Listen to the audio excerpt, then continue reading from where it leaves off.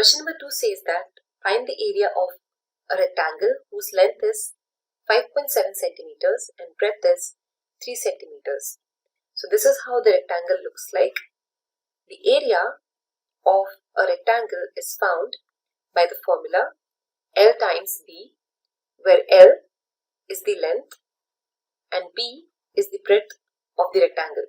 So we'll be substituting the values for these. That is 5.7 centimeters times 3 centimeters.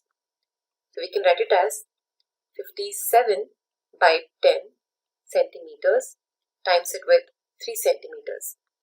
The product for these two, we get it as 171 centimeters squared divided by 10. So the final answer for the area of the rectangle comes as 17.1 centimeters squared. And this is how we solve this problem. To learn more about how QMath can help you crack school and board exams, explore QMath Leap, a live online classroom program run by highly experienced and committed teachers.